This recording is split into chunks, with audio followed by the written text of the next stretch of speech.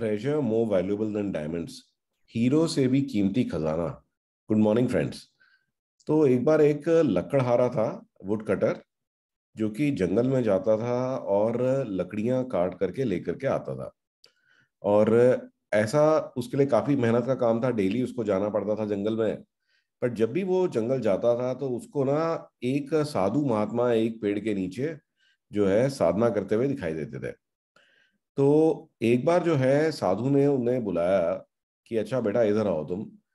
तो आप हर रोज, मैं देखता हूँ कि हर रोज आप जाते हो और आप ये लकड़ियां जो है काट के लेकर के आते हो। तो हर रोज इतनी मेहनत आपकी लगती है, आपने कभी ये नहीं सोचा कि इस फॉरेस्ट में और भी कोई चीज कीमती हो सकती है जो कि आपके लिए ज्यादा बेटर हो? तो उसने कहा नहीं, मैंने तो ऐसा कभी सोचा नहीं। तो आप बताएं।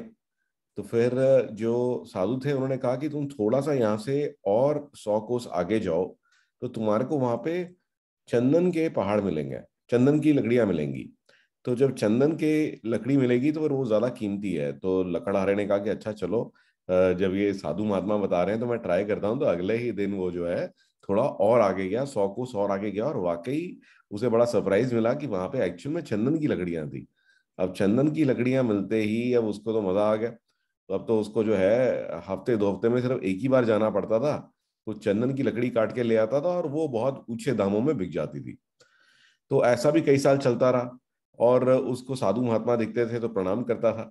तो एक बार जो है साधु ने फिर से उन्हें बुलाया कि हाँ भाई कैसा चल रहा है। कहता जी बड़ा मजा आ रहा है, सब अच्छा चल रहा है, और अब मैं चंदन की लकड़ी ले आता हूँ। तो फिर जो है उन्होंने कहा कि अच्छा तुमने कभी ये नहीं सोचा कि चंदन की लकड़ी से भी ज्यादा कीमती कुछ हो सकता है? उसने कहा नहीं, ऐसा तो मैंने नहीं सोचा। कहते कि अब तुम जहाँ चंदन की लकड़ी काटते हो उससे अगर और तुम 100 कोस आगे जाओगे तो तुम्हारे को वहां पर चांदी की खदान मिलेगी। तो वो कहता है अच्छा कि जी थैंक यू, आपने मतलब इतनी वैल्यूबल इंफॉर्मेशन मुझे दी। तो फिर वो अगले ही दिन जो है और आगे गया, और आगे गया तो वाकई उसको चांदी की जो है खदान दिखाई दी। और फिर वो चांदी लेके आया, और तो ये था कि भी तो उसकी जिंदगी बिल्कुल सेट हो गई। अब तो महीने में 2 महीने में एक बार जाता था, थोड़ा चांदी ले आता था और चांदी बेच देता था। तो ऐसा कई साल चलता रहा। तो उसको फिर से एक दिन साधु महात्मा मिले।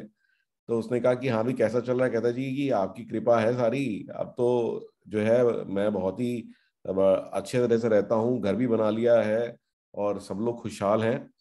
तो साधु महात्मा ने कहा कि अच्छा तू एक चीज बता कि तू कभी और आगे नहीं गया? उसने कहा इससे और आगे क्या होगा?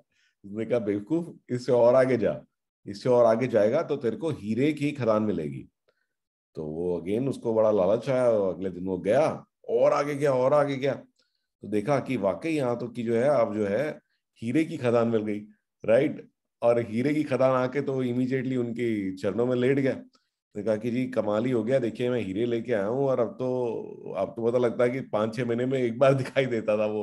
राइट, कि 5-6 महीने में गया एक बार और एक बार कुछ हीरे ले आया, वो बेचे और उसका काम चल रहा है। तो कई साल ऐसे निकल गए। तो कई साल निकलने के बाद में जो जब भी जाता था उसको साधु महात्मा दिखाई देते थे। तो उसके दिमाग में एक क्वेश्चन आया। तो उसने एक बार जाकर उनके चरणों में बैठा तो उन्होंने पूछा कि देखिए आपने मुझे पहले बताया, इसके हीरो के बारे में बताया, चांदी के बारे में बताया, चंदन की लकड़ी के बारे में बताया, आपको ये सब पता है, बट आप यहाँ बैठे हो पेड़ के नीचे। तो ये क्या राज है? तो इसका मतलब कि आपके पास कुछ चीज ऐसी है जो कि हीरो से भी ज्यादा कीमती है। तो साधु ने कहा कि हाँ मैं यही सोच रहा था कि तुम ये सवाल मुझसे कब पूछोगे, क्योंकि मैंने तुम्हें इन सब चीजों के बारे में बताया।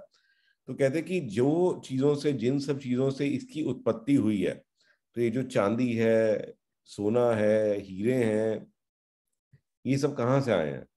तो ये सब जो आए हैं ये आए हैं, कहाँ से आए हैं ये?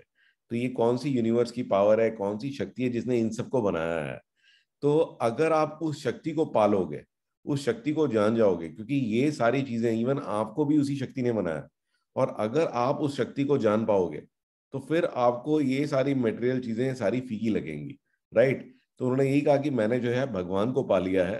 ठीक है, और तुम भी मेरे साथ अगर बैठोगे और थोड़ा सा ध्यान लगाओगे तो तुम्हें भी समझ में आ जाएगा कि सबसे कीमती चीज जो है वो उससे जुड़ना है जिसने इन सारी चीजों को बनाया है। राइट।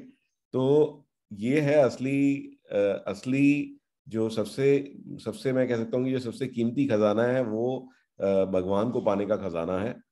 तो आप लोग भी अगर थोड़ा सा ध्यान और थोड़ी सी मेडिटेशन करेंगे तो उस सोर्स से जुड़ जाएंगे जिसने इन सारी चीजों को बनाया है। चलिए आज की एक छोटी सी टेक टिप देता हूं मैं, कि कई बार जो है हम लोग गूगल क्रोम वगैरह में जब हम